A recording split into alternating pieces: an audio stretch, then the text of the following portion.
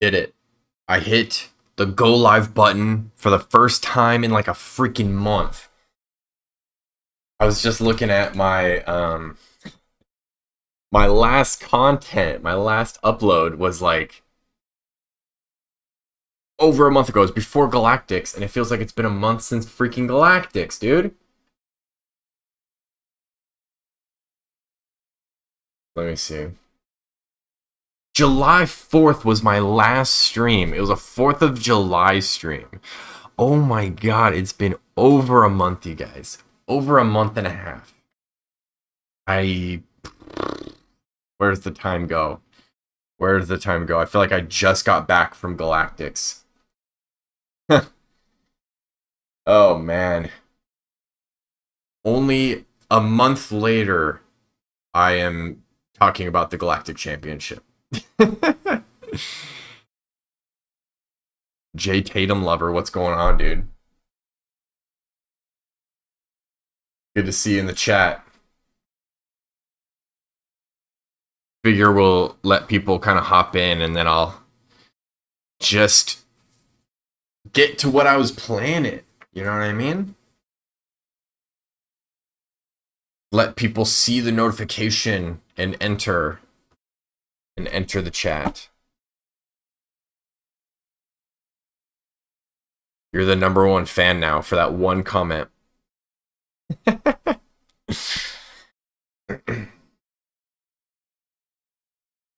Month and a half since I've streamed. That is just insane. No PQ yet. No PQ to talk about. I hadn't planned on going to a PQ this set. I feel like the Galactic Championship took a lot out of me. Just building up to that, going to it. It's just a massive trip.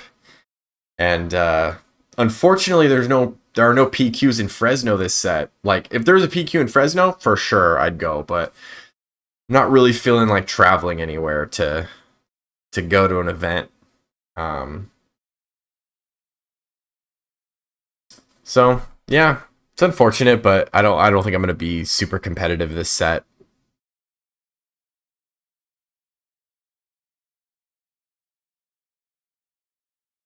It sucks. Last set there was a set 4, there was a PQ in Fresno, and I was like, oh, are we gonna start getting PQs here like every time? But now there's like 2 in the Bay Area and like 2 in LA. It's like, what the heck? Gotta have 1 in the middle of the state, right? It's a big state. Give us 1 here.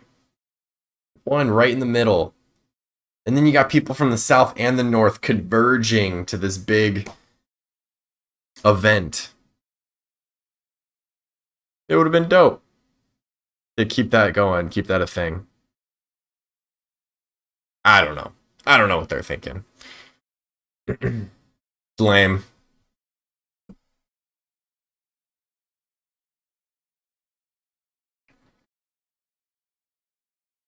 But yeah, aside from me being gone for a month and a half and going to the Galactic Championship, rather, besides me being gone for a month and a half, and besides me not going to any PQs this set, or planning on going to any PQs this set, I did go to the Galactic Championship, as I said.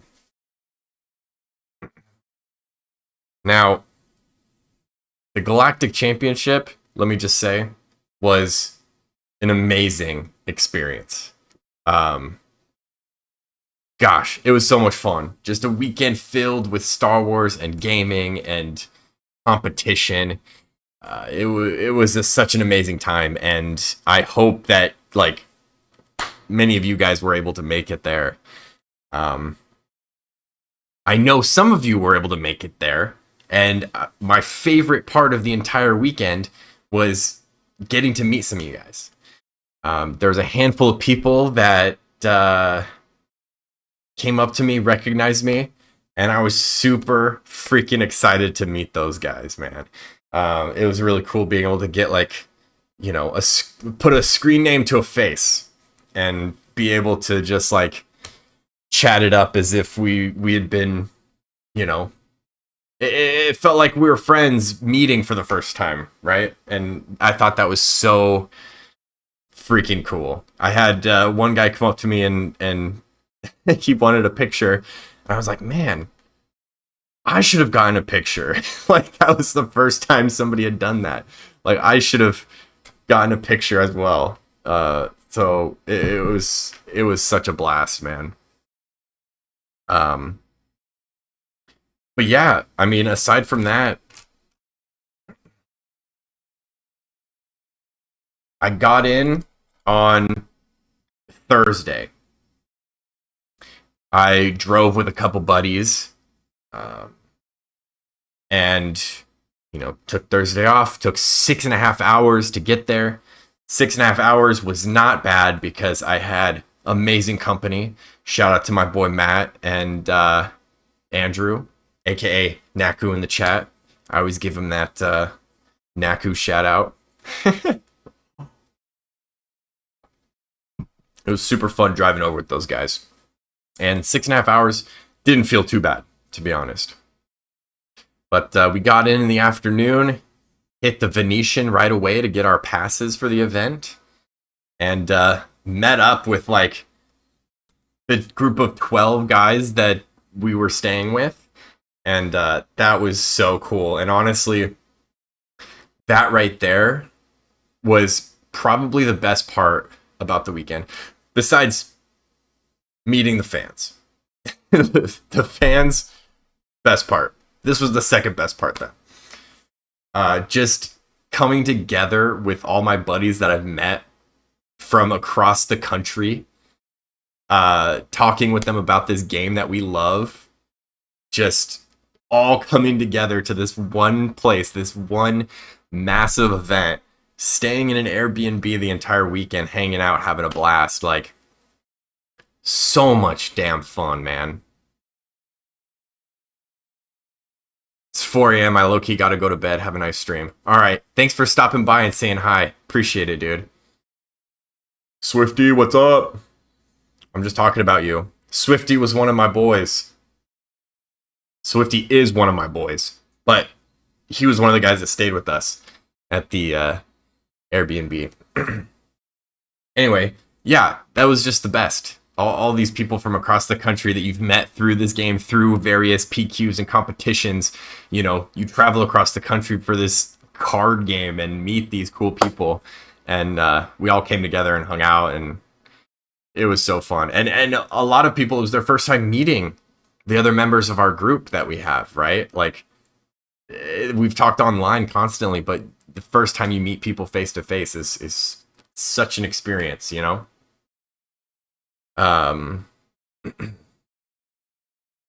yeah, the first night we get to the Airbnb, freaking 12 of us, and we just immediately start getting after it. Set out our mats, start playing games, and repping before the big event. There was four of us out of the 12 that had a day one buy, so we didn't have to worry about playing in the next day, Friday, day one. But we were still trying to get everybody reps and get them qualified for the big tournament, right? So it felt good in my position, just kind of feeling a little more relaxed Thursday night. You can really get those nerves shaken out, and you're like, I don't have to compete until the day after tomorrow, So yeah, 4 out of 12 of us had day one buys, and we were hoping to convert, everybody from our group. But next day comes, we had our passes from the day before. We get there early because most of the guys were competing that day. I think we got in at like 9. And let me tell you, this place was freaking spectacular. The convention in the Venetian, the convention area was massive. I honestly didn't know what to expect. Like, it blew me away. And the effort and the production that FFG put in for their first ever Galactic Championship, like, props to them, man. It was so freaking cool. Props to them for like just the amount of thought and effort they actually put into this thing. It was so freaking cool. Jackson, what's good, dude? So yeah, so Friday was amazing. And since I wasn't playing, I became in charge of the snacks, right? I was like the what's the word? I was the team snack boy. I don't know. And everybody else playing, I was just running around trying to get everybody snacks. Courtesy of Jackson, by the way. Jackson had the snack bag idea, and he got the snacks all together. And such a good idea. You got to keep everybody fueled, right? And I was happy to run around and get people beef jerky and chips and whatever they needed to continue through their event. I'd be walking around doing whatever, and I'd get a ping in the group chat. Like, we're in between rounds. I'm hungry as fuck. I need some snacks, you know? Oh, shit. Run across the convention center real quick. Get the snacks to everybody. You were the snack champion. Appreciate that, Jackson. But yeah, it was fun. It was fun being in that position, being like the support that day, because I felt super relaxed. I didn't have anything to worry about. And I just wanted to get my boys the dubs. You know what I'm saying? And so I got to do all of the like convention stuff this day because everybody was busy competing. Like over 2,000 people were competing, right? So 2,000 people had their butts in chairs over in the competition area. And I got to walk around and enjoy the shops they had, the vendors they had set up. They had all kinds of cool just Star Wars shit. Like it was like a Star Wars convention plus this competition, right? They had all kinds of stuff set up. They had a couple stormtroopers you could take pictures with. They had a freaking R2D2s that people built and were running around the area, and a giant full-size fucking TIE fighter. Like, what? It was so cool. It was so cool. They had it shipped in and built inside the convention center. Yeah, I don't have the pictures for you guys watching live, but I will be making a video out of this, and I'm going to put those pictures in there while I'm talking about them. So check that out when it's out. Because this is the day that I took all the pictures and I did all the fan shit, right? Because I was going to lock in on Saturday. But anyway, on Friday, on the qualifying day, we had four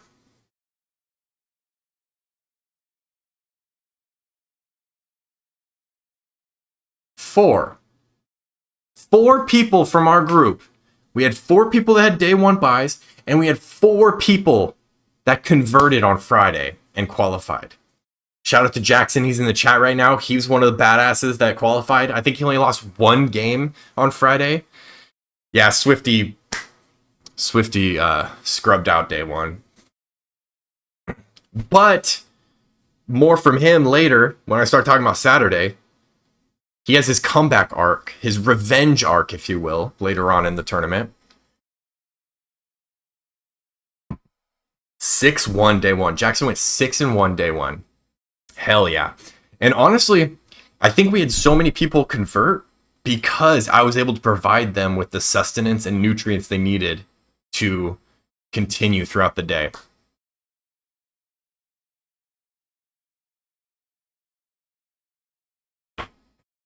I joined the dark side that day. That's right. I'm going to have to... That picture is definitely getting shown as well in my video. Agreed. Food was king. You got to eat. You got to eat. You got to stay hydrated throughout the day. Jackson was fucking locked in. JR was fucking locked in. That was another one of our buddies that dominated day 1. And then it was Austin and Rob. Yeah, that was the 4. They all just like everybody that converted, I think was 6-1. Or JR might have been 6-2. But everybody just dominated day 1. It was so cool. I mean 4. The 4 dominated, not everybody. But 8 out of the 12 in our group staying together, 8 converted to day 2. 8 of us in Idea Squad. That's crazy. Shout out to Idea Squad. 8 out of 12, day 2, competing. So, obviously Friday was hype. It was a long day. I got my fan shit out of the way, but then I was just kind of a cheerleader the rest of the day, trying to, keep everybody motivated and stoked about their wins. Hey guys, one game at a time, you fucking got this. You're locking in, I was just cheerleading people on. And, I got some reps in. I was a little worried about like Vader 4. So I was like, let's get some last minute reps in. Spoiler alert, I didn't play a single Vader 4 on Saturday. But that night, like the 8 of us that were competing were just prepping, right? Like, what? That's all you can do. And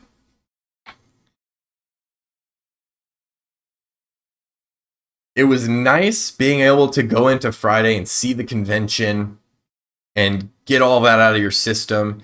I saw this main stage. I saw the competition area. I saw what it was going to be like, right?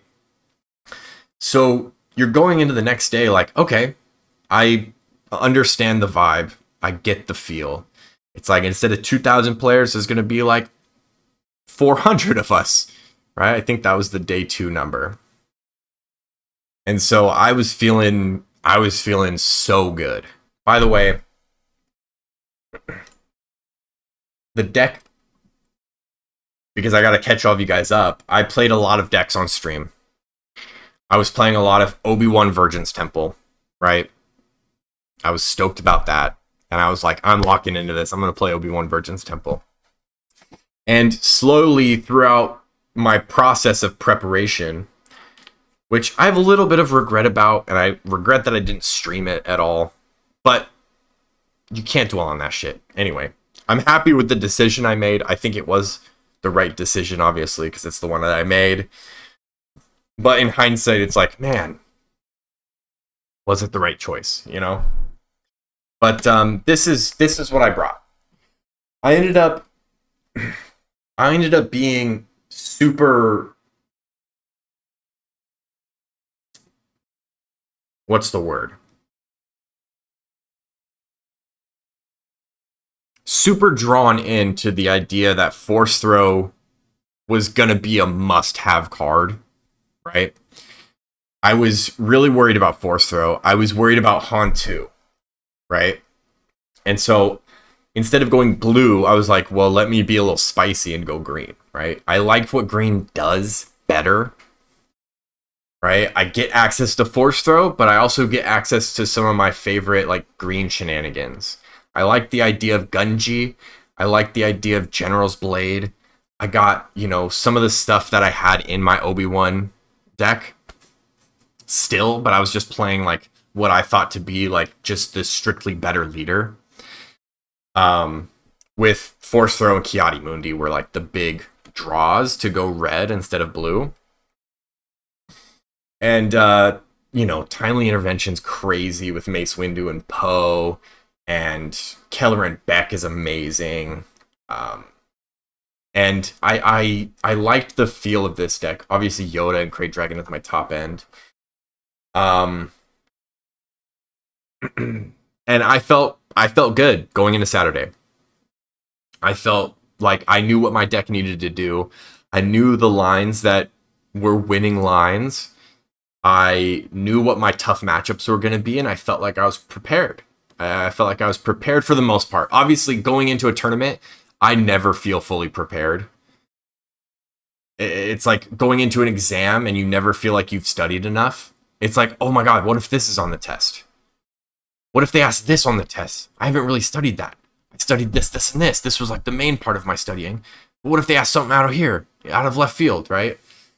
But ultimately, you can't be 100% prepared, and you can't prepare for every single situation and every scenario. All you can do is have your winning lines down, know what you need to do every turn, and understand what your opponent is possibly going to do to respond to it, right? And so generally I felt good. I knew what I needed and I knew what would happen if I didn't get certain things. But yeah, I was feeling good. I was hyped to go into round one. Okay. I was hyped. So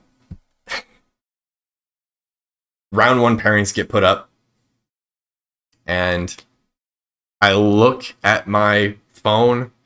I'm like, ah, shit. Round one, Lego pizza. I was like, okay.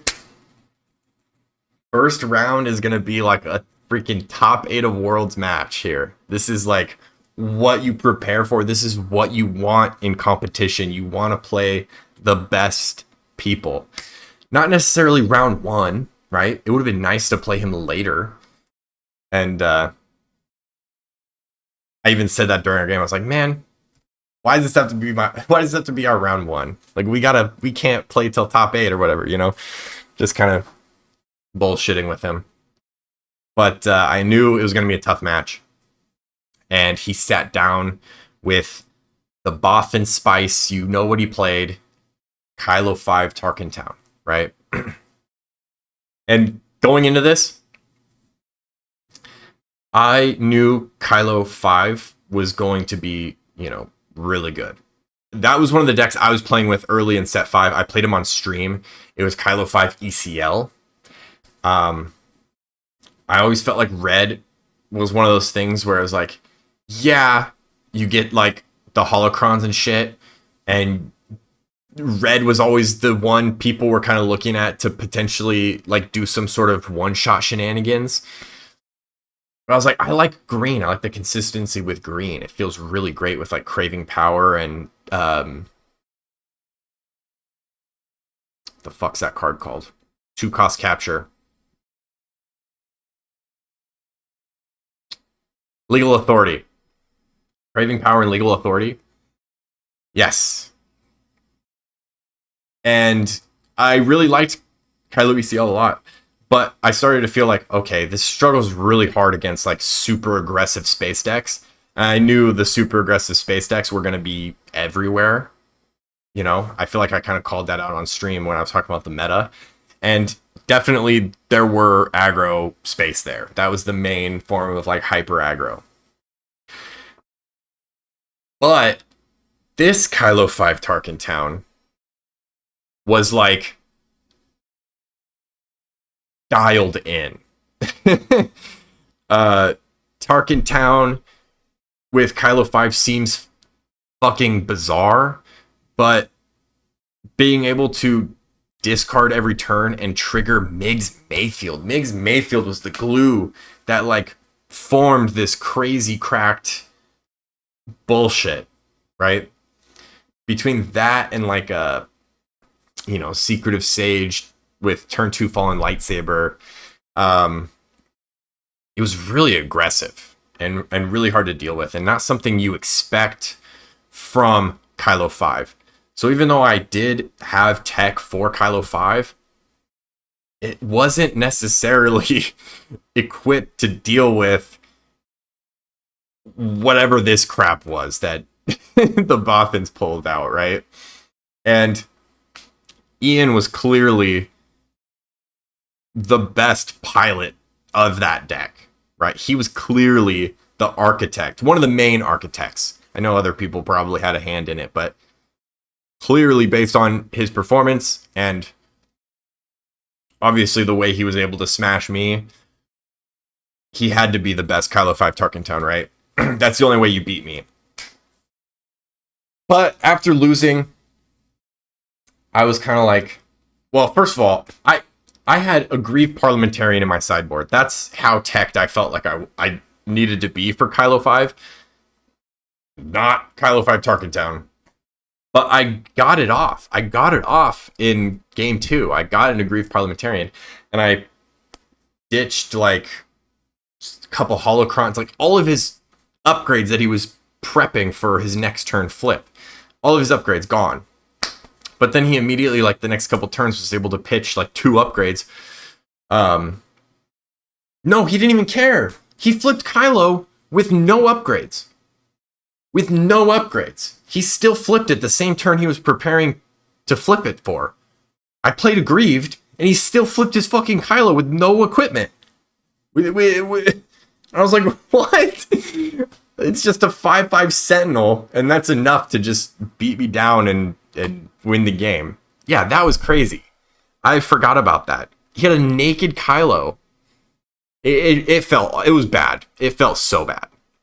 So after he beat my ass with naked Kylo, you know, I was like, hey man, if I'm gonna lose to anybody, like, I'm glad it was you. Like, if I'm gonna have one loss today, sure. Lego Pizza, sure. I'll lose to Lego Pizza. And nah, he was super cool about it. Of course, he's always super great to play. But not gonna lie, it did suck, obviously, to lose your first round of the Galactic Championship. Like, that's rough. But after that, I believe I was able to win. And for the rest of the day, I just won, lost, win, you know? And it was like 50-50. I went 4-4 on the day. And that first game was really the only interesting one that I had because it was Lego Pizza on that Kylo 5 Tarkentown. The rest of my games were expected matchups mostly. I did play a Kazuda, which was kind of unexpected. I thought I was going to, you know, get smashed by aggro space, but I actually was fully ready for space aggro and teched for it really well.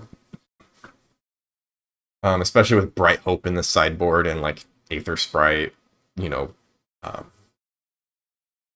upgrade removal.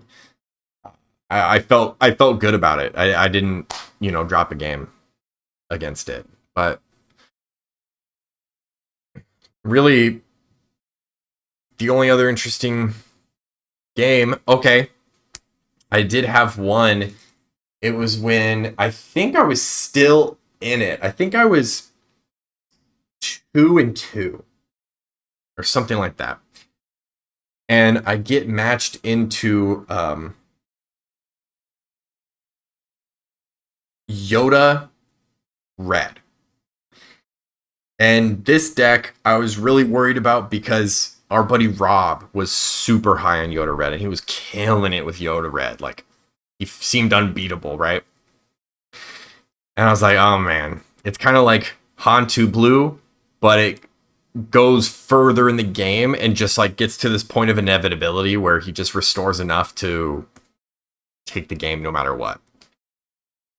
But I think Hantu Green is set up really nicely into this because I can also go really late and I can also take the game to that point where I have like Keller and Becky, wing reinforcements, home 1, Crate Dragon, Yoda, like fight me in the late game. You know what I mean? That's one of the things I love about green as opposed to blue. And we had a really close first 2 games. Really close first 2 games. We were back and forth.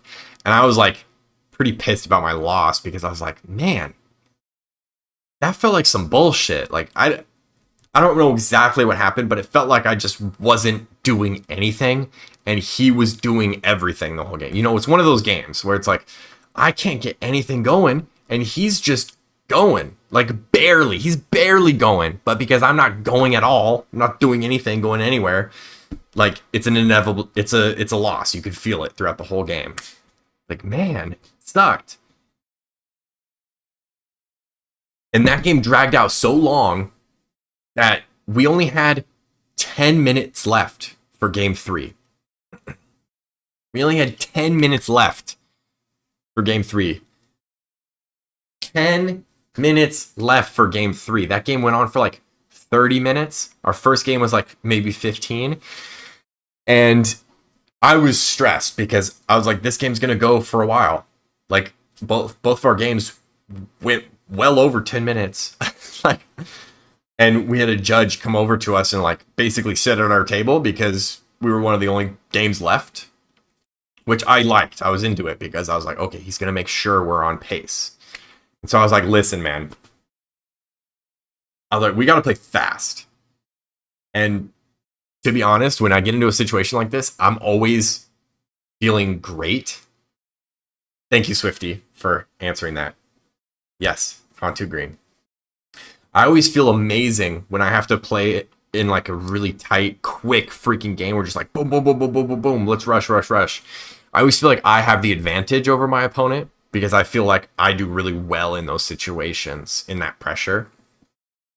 And so it feels kind of bad to be like, you know, oh, let's freaking rush, you know, because I feel like I have the advantage there. I feel like I'm pressuring my opponent to put me in a winning position. But he was like, yeah, I agree. We got to go fast. And he was playing, you know, he had a lot of decisions to think about with Yoda and a lot of things where it takes some time when you're doing Yoda's ability and stuff. So rushing gives me the advantage as well because he's taking longer on his turns.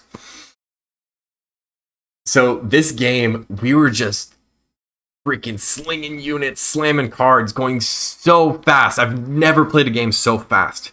We went from 10 minutes down to 6, and I won. I won in 4 minutes. I was worried about 10, and I won in under half the time. I'm pretty sure I got like a Gunji, General's Blade, Keller and Beck on turn 3, and it was just fucking GG. Like, there's nothing you can do about that line. And unless, of course, if you can answer the Kelleran or stop the Gunji General's Blade, there is a way to come back. But if I get those guys out, if I get Keller and Beck on turn 3, and then continue putting on the pressure without losing my units, it's over. You can't come back from that. And that's exactly what happened, and I won in 4 minutes. But shout out to him because it was a really amazing game. It was very close in the first 2, but then the last one was quick. But I thought that was an interesting game to shout out here. Hantu Green a bit weaker than the blue one, unfortunately. Has a really poor matchup in Hantu Blue with my experience. Yeah, I was feeling pretty 50-50 with Hantu Blue.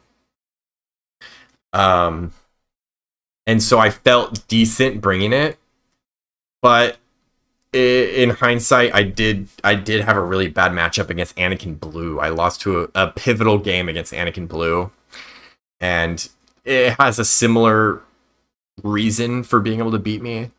But yeah, I feel like blue was really good. It showed up really strong in that tournament. Josie, what's up?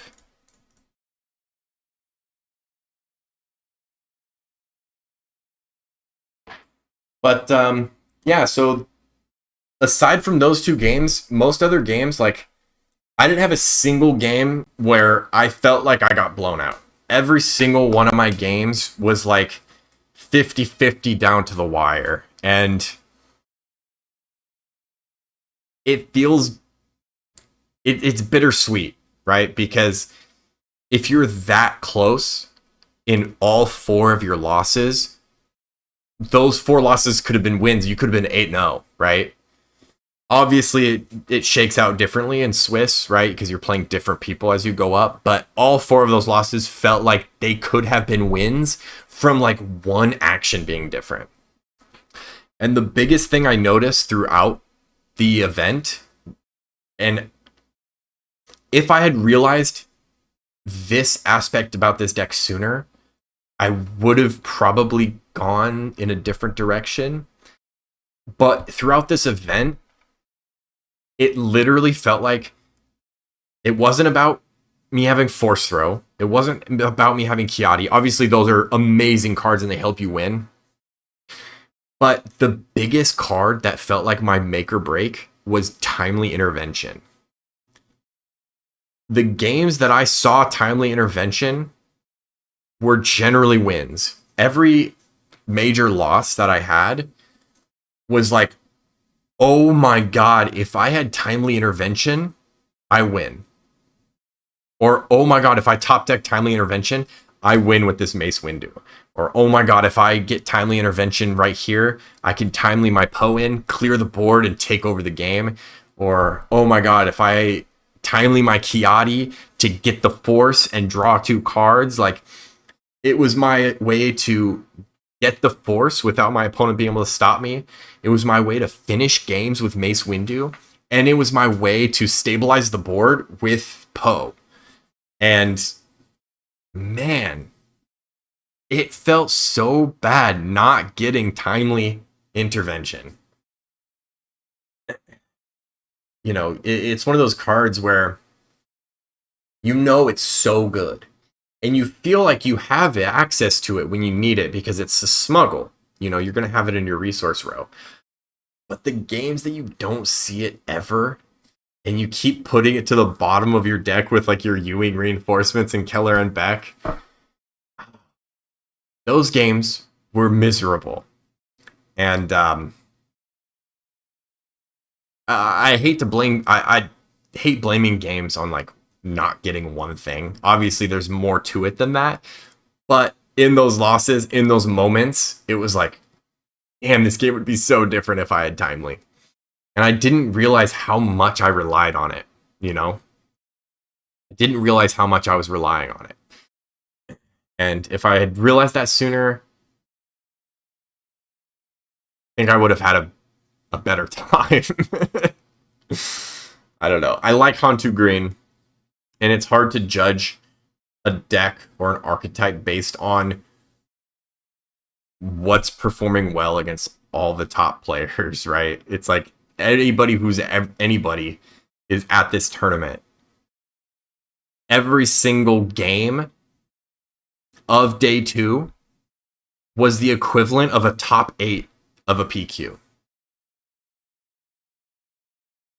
Maybe even, I would go as far as to say it's probably a top 8 of like a sector, right? Like, everybody who's there right now either won a PQ minimum, or they got 6 wins in the qualifying tournament the day before. It's like all these amazing players coming together.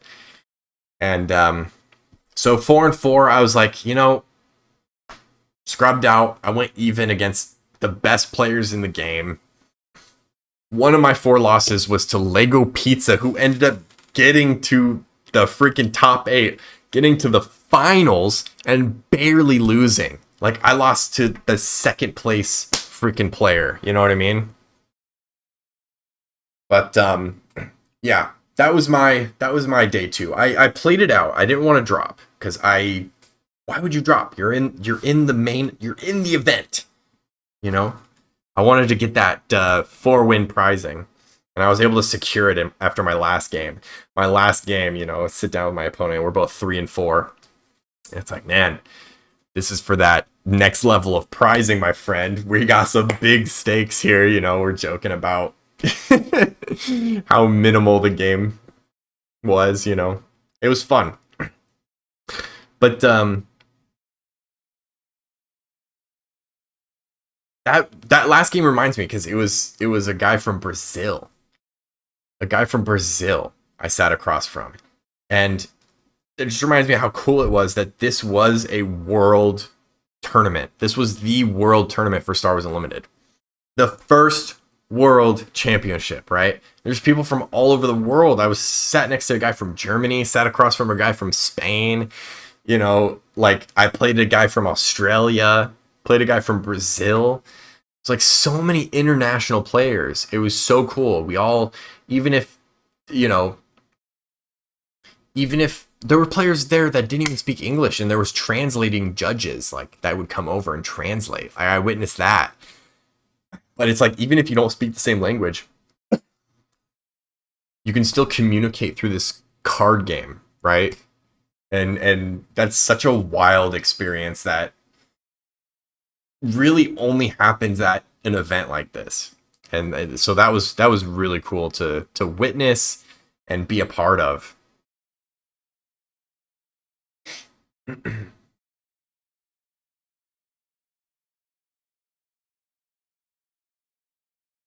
Yeah, it was fun.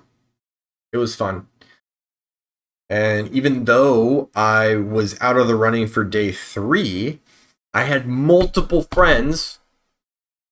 Jackson was one of them who were in the running for getting to day 3. They were still in it. And Jackson was 5-2. If he won his last game, he'd make it to day 3. But he didn't because of some pillage, anti-control bullshit from his opponent, right? And he went 5-3. He got 88th. So shout out Jackson in the chat. Let's go. 88th place is massive. I think he was 88th, right? Correct me if I'm wrong. But 5-3, 88th place. He did the second best out of our group. The best was our buddy JR, who was running Kylo 2 Tarkentown. Not new Kylo. He was running Kylo 2 Tarkentown. Double red. This is his baby. He's been playing this since freaking that Kylo came into the game. He was like, I'm going to play super aggro. I'm going to play burn. That's my shit. I'm just going to play that for the entirety of this game. And he brought it like a madman. And he went 6-2 on day 2, securing his spot into the final day of the Galactic Championship. So shout out to that guy. Spoiler alert, he continued on and got 31st place. He's like the golden child of our group in my eyes right now. He got 31st with Kylo 2 Tarkentown. So I see a lot of people talking about it online. This deck and how excited they are that somebody brought this and got 31st. It's like, I know that guy. I know him. You know? So I'm really, really happy for him. And he's the most modest guy, so I had to I have to talk him up for him, right? I have to talk him up because he's not gonna do it. He's so chill, so modest. Like the whole time I'm like, dude, you're fucking killing it. Like, let's go. All excited for him. And he's like, yeah. He's like, yeah, I'm having a good time, man. You know, he's just that type of person, and it's the funniest shit. I'm so glad he made day 3, and I'm so glad he was able to do as well as he did. Just, he was so nonchalant about it the whole time, and just so modest. So I'm hoping to have him. I want to have him on the stream at some point to talk about his run and talk about his deck a little bit. You know, hear from the horse's mouth himself. And I might plan something for next week. Hey, how's it going? Good. How are you doing? Fantastic. All right. Hey, Hi, baby. good job. Thanks. Yeah.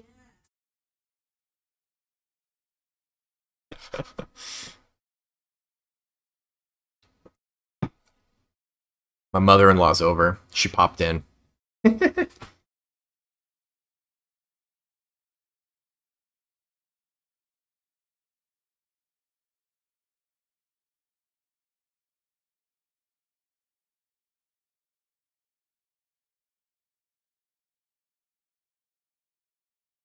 Okay, is that what you open my door? Okay. Alright, have fun. Love you. No, I don't need anything. Okay, and I'm back. What was I talking about? Oh yeah, I was talking about how much of a badass JR is. Shout out to that guy. And I want to have him on. I want to do a live stream with him. So keep an eye out for that. Possibly, I have to message him to confirm. He's down to do something, so that's all I know. So yeah, JR was the golden child of Idea Squad. He was the champion of our group. And after day 2, it was time to just relax and enjoy the event. Like, the stream was amazing. This main stage was awesome. We had great commentators. So day 2 after the event was ended, that night was all about just enjoying our time there, and just hanging out with the guys, and just hyping JR up for day 3. So we just had a good time Saturday, and continued to enjoy the rest of the convention. And at the end of the night, we were all kind of just tired and ready to go. And the prize line was long. And if you didn't go to Galactic, you probably heard about the prize wall and the prize lines. But the end of day 2, the prize line was like, I don't know, wall to wall at one point. And I was like, pfft. Not even wall to wall. It was like halfway to the stage. I was like, that's crazy. I'm getting my pricing tomorrow. Like, these guys are crazy for waiting in line right now.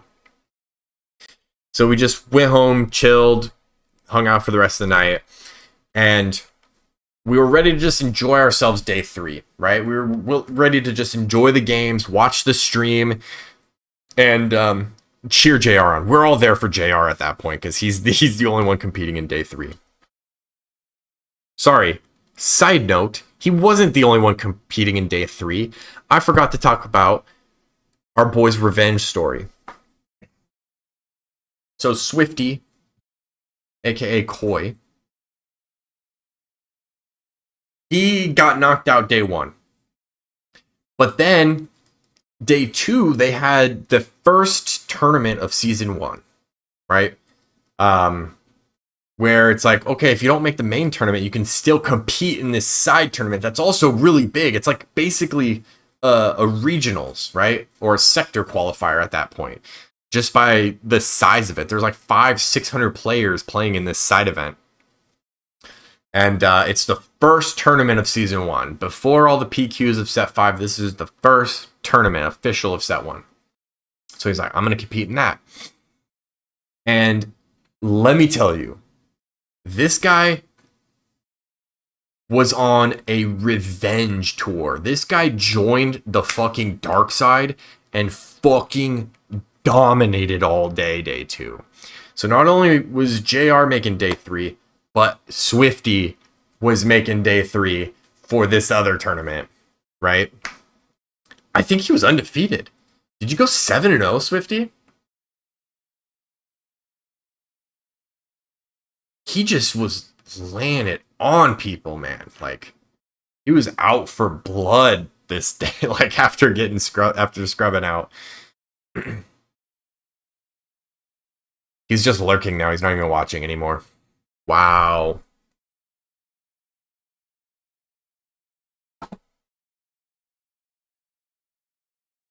Oh.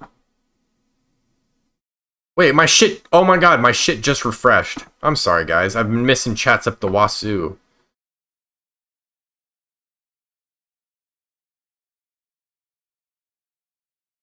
Mike Hart and Star Wars. Okay, I missed some chats. My bad, guys.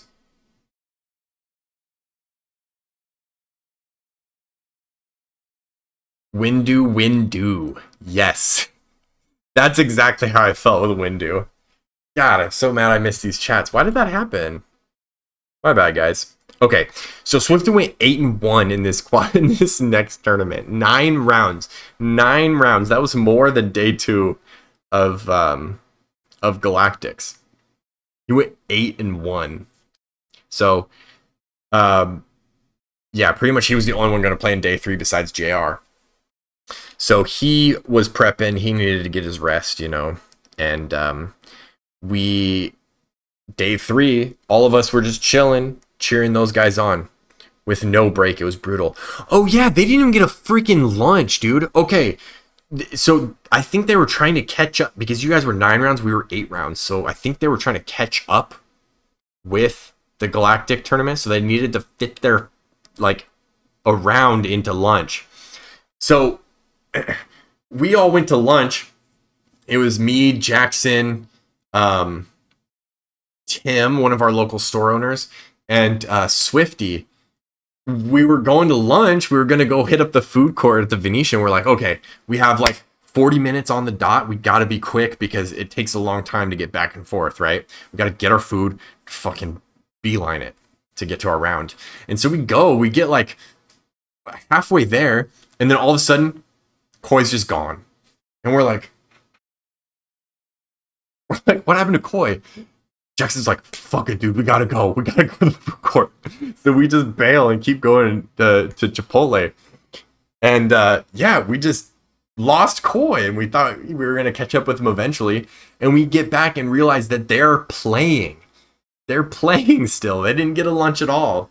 So that shit sucked. But yeah, we barely got any time for lunch. They were like on a tight schedule. He ran back. We were halfway there, and then he had to run back to get to his round. How did you find out? Did you just have your pairing up and you were like, oh shit, we're paired?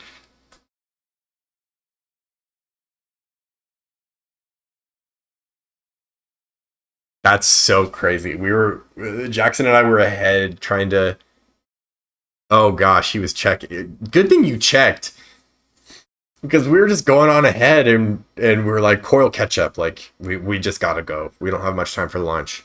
And we turn around and he's just completely gone. He had to fucking sprint back to get to his game. That shit's so funny. Sat down with 1 minute left before I got a game loss. Oh my god. Imagine. You would have crushed him anyway. It doesn't even matter. But yeah, we grabbed our Chipotle and I just ate my burrito throughout the Venetian on the way back.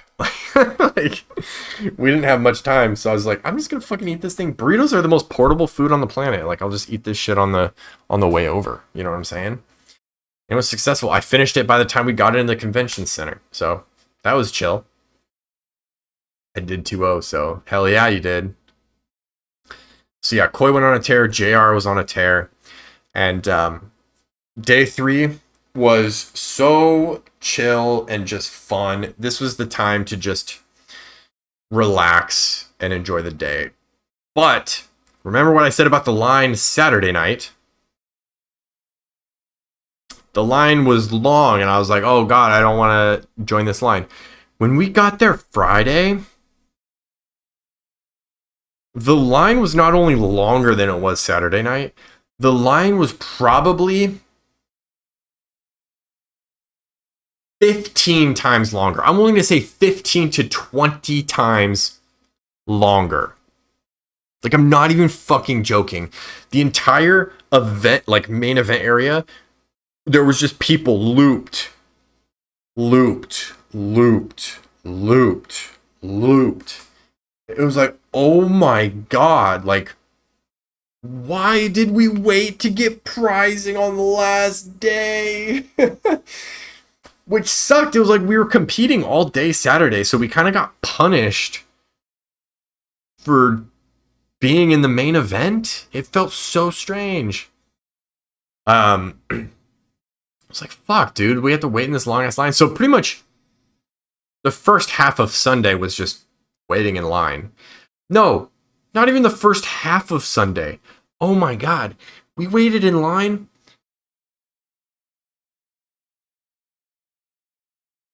Pretty much all day Sunday was waiting in line. And good thing Jackson, if he's still in the chat, Jackson was like the homie, dude.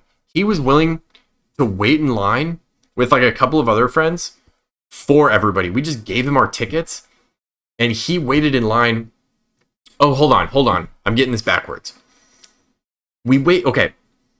The first group of us waited in line and the other guys that weren't competing weren't even there. I got there early to get Koi to his games. And so everybody else was still back at the house. And so we got there at a decent time, but the line was still looped like crazy. So we spent at least a couple hours waiting in line. And we finally got to the end. I spent my 5,000 tickets that I earned. I spent my 5,000 tickets that I earned.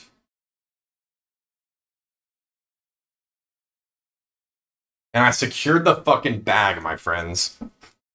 I secured the fucking bag, having the perfect number of tickets. Well, actually, I had, what did I have? 4,500, but the one of the fucking homies gave me 500 to finish it out. And I got the pair, before they sold out. And I'm so glad I got there early too, like even before they even were close to selling out, because both the showcases, my first Vader had a scratch, like a big scratch all across the bottom of the art. And me and my buddy were like, what the fuck, dude? Are you serious? Like, let's ask them to trade it out for a new one, you know? And so we were still in the front, and we were like, dude, this has a fucking massive scratch on it. Can you trade this out? And he was like, yeah, we're having massive problems with the showcases. Like, all of them have that scratch. It's just a manufacturing thing or something. And he traded it out for us like a fucking beast. And so I got two pristine showcases here.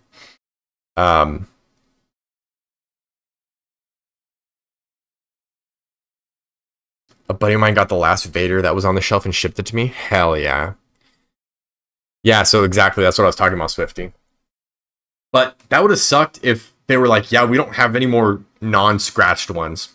The only ones we have left are scratched. Still better than not getting one at all, but I'm glad. This was the main thing I wanted from the prize wall. I was a little sad that I couldn't get a super laser blast, but oh well. I got my showcases. That was the main thing I wanted. So I wasn't impacted by the prize wall. But the prize wall went very fast on Sunday. So by the time the other guys trickled in, they had to wait in a line that was like triple or quadruple what we waited in the morning.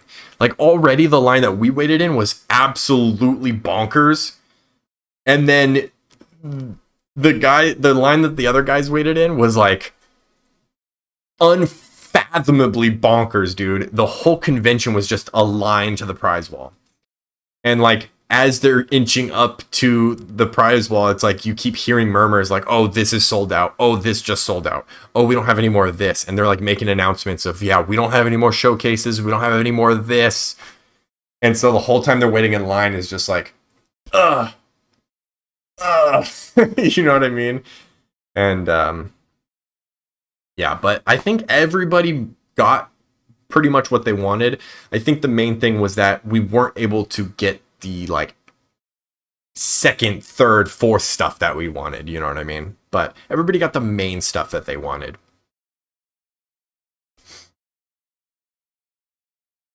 Mine doesn't have the scratch. Interesting. Well, if this is the last Vader, that's pretty lucky that it doesn't have the scratch. That's awesome. I think a lot of people just didn't even notice, or they didn't ask to trade it out. Some guy bought 100 of the SLB to apparently corner the market. That's disgusting. I just wanted one. I just wanted one. The guy who bought 100 was pretty smart, because he's probably going to make like thousands of dollars off of that purchase. Unfortunate that that's a reality in TCGs, but like, what can you do? I guess they could have limited, like, okay, you can only have one super laser blast. Maybe not 100. That's insane. Or did he buy them after the fact? That there's no way he bought 100 at the prize wall, right?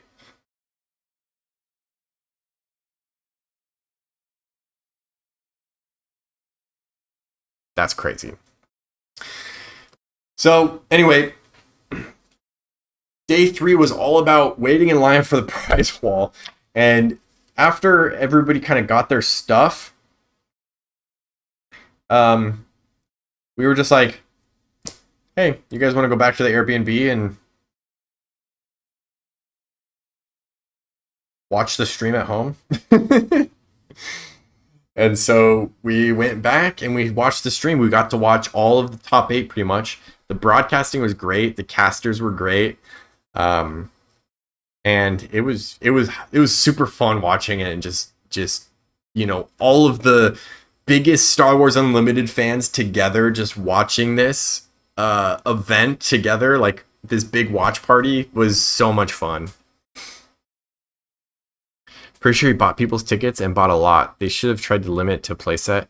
mean, if you see the same person get the same thing that many times, it's kind of obvious. Yeah, that's crazy. That bastard's the reason I didn't get my super laser blast. Fuck. But, yeah, obviously we saw the champion who got the smallest, wimpiest looking world championship trophy I've ever seen in my entire life. Can we just talk about that for a second? What's the deal with that fucking trophy? Hold on. Galactic Championship Trophy. Is it even in images? Star Wars Unlimited. Come on.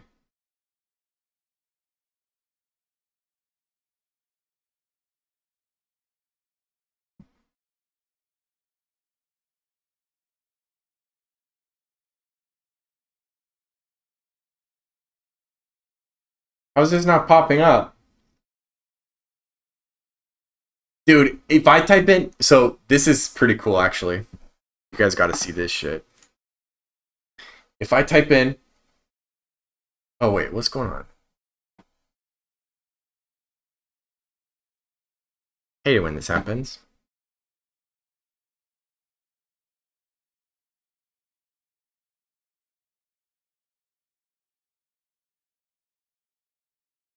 Oh, whoops. Not that one. Don't deactivate that one. Game capture video. There we go. Properties? Oh, I can't deactivate. Oh, there we go. There we go. Okay. I hate it when it does that. Anyway. Check this out. I typed in Galactic Championship Trophy Star Wars Unlimited. Look what popped up. Look at this shit. I'm up there. I'm in Google, baby. If you type in this specific thing. Let's try just Galactic Championship. Dude, look at me. I wonder if that has anything to do with the fact that, like, I wonder. I don't think this would pop up for anybody else, actually. I feel like it would only pop up for my viewers. But Wars Unlimited Trophy. Can we see this fucking trophy, dude? Show me the trophy. Images might be dangerous to just, like, look at. This might be dangerous to just be searching shit on stream.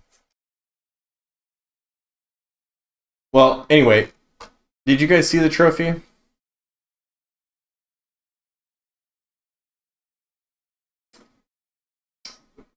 Day 2. I'm tired of, I'm not gonna search for it. I'll probably put it in my video that I make after the fact. But the trophy was like this big. It was like a little. It was like this big. No, maybe not this big. But it was tiny as fuck, dude. I was so sad. It's like, not only does he not get any money, but he just gets this little ass trophy. The world champion deserves something better than that, you know? I hope they do more for the next one. And I'm sure they will, but I think for the prizing and events in general, there needs to be more oomph. You know what I'm saying? There needs to be a little bit more incentive. I don't know. People spend a lot of time and effort into competing in this game. And to, you know, not get people burnt out and wanting more, there's got to be some incentive, right? Not like legal authority promos or whatever the fuck trash promos they've given out for PQs. What was I saying? Yeah, we saw the Galactic Championship win. Oh yeah, also on day 2, they put in an X-Wing. I guess they had some sort of shipping problem where The tools to build the X-Wing were stuck in customs, so they didn't get it until day 2. But full-size X-Wing, Luke's X-Wing, Red 5, baby. And full-size TIE Fighter right next to it. So cool. I got pictures next to both of them, so you'll be seeing those. I'm hoping as well to get some pictures from my buddy, one of the guys we went with, Chia. He like loves photography, and he wasn't playing. He doesn't play Star Wars Unlimited, but he came with us because, you know, Jackson's his best friend, whatever. But he's into photography, and he just took pictures the whole time. And I want to see some of the pictures he came up with, but he took some good stuff, and I'm excited. I want to see if I can share that with you guys. If I make a video out of this, there'll be some sort of picture sharing. Okay, so don't fret. I'll do that all in post. Okay, there's gonna be something that comes out that's a little more condensed than this, and has all the pictures and yeah, because I talked about it and stuff like that. So keep an eye out for that. But yeah, Sunday, just watched the stream, hung out, and then played poker for like, at the Airbnb. They had a poker table set up, and we all put in like, there was like, I don't know, 6 of us playing. We all put in like $20 and just played poker like fucking all night. We played until like 3 a.m., dude. And I was like, we got to get up early and clean the place. You know, we got to get the dishes in the dishwasher. We got to put all the towels in the tub. We got to pack all our shit and get moving. Checkout's at 10. People have flights to get to. And so I was like, I got to go to bed. And they kept playing after I went to bed. I thought that was crazy. But I'm kind of on a poker kick right now. That kind of made me super into poker. But yeah, I don't know. I've always loved poker, and I've just never been good at it. I've never knew really what to do, and I feel like I learned a lot on that trip. So when you go to Vegas, just play poker with your buddies and learn a thing or two.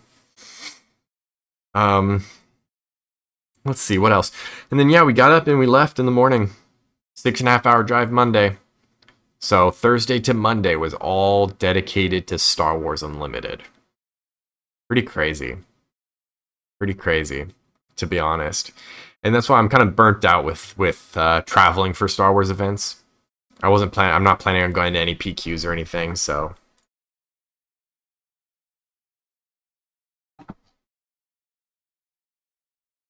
Is my chat not buff? Like, what the fuck, dude?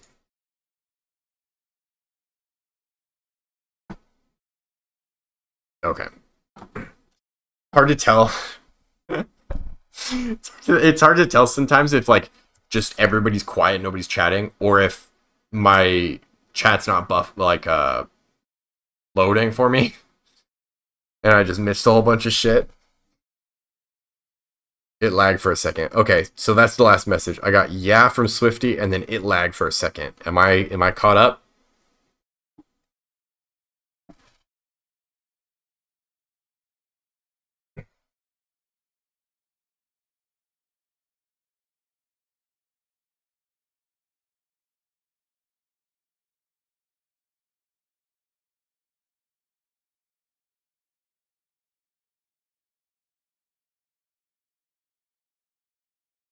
Am I caught up? I guess not. Huh?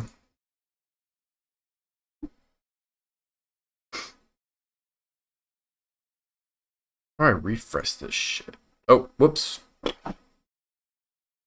Don't want to do that.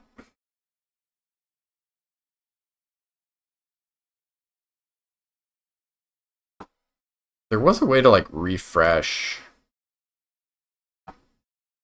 Okay, I'm good. Okay, cool. So that was my Galactic Championship experience.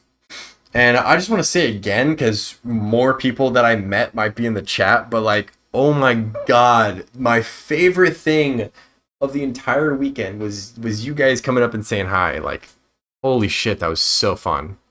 So sick getting to meet people that watch the stream. Like, yo, Jake Shell, come up and talk to me and hang out for a second. It's like, man, that was so cool. And a couple of the guys I would see around, I'd be like, hey, how are you doing in the tournament? Like, what's your record now? You know, and catch up with them a little bit. That shit was so fun. And I'm excited to get to do that in more events. And, you know, it was so fucking sick. It was so sick. I can't get over it.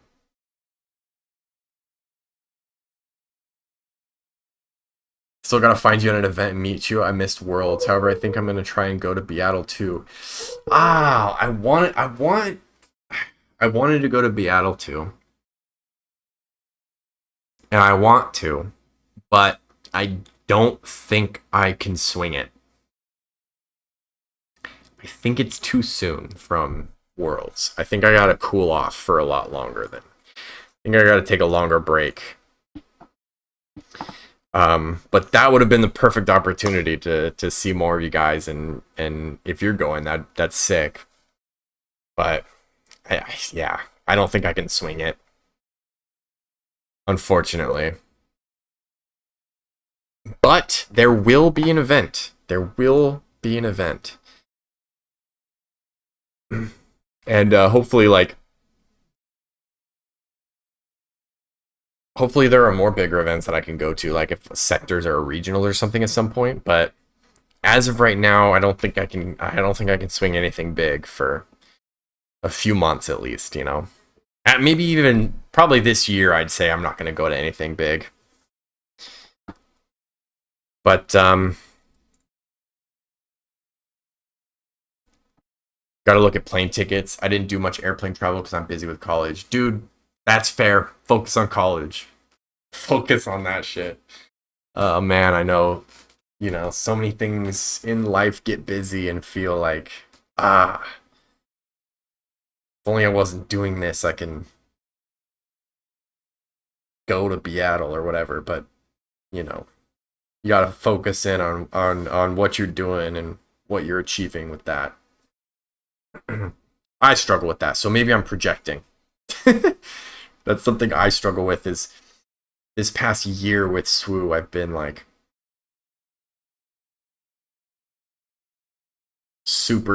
I've been so all in, you know? And other areas in life start to suffer when you do that with anything.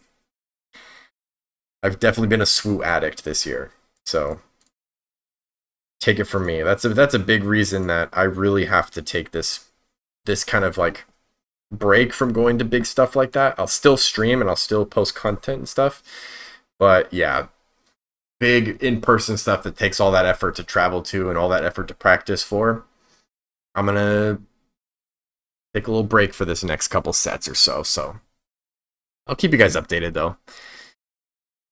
Well, for sure, yes, adulting sucks. Swifty, adulting sucks.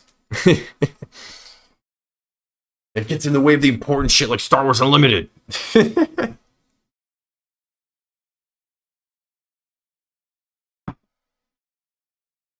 That's what the addict side of me says.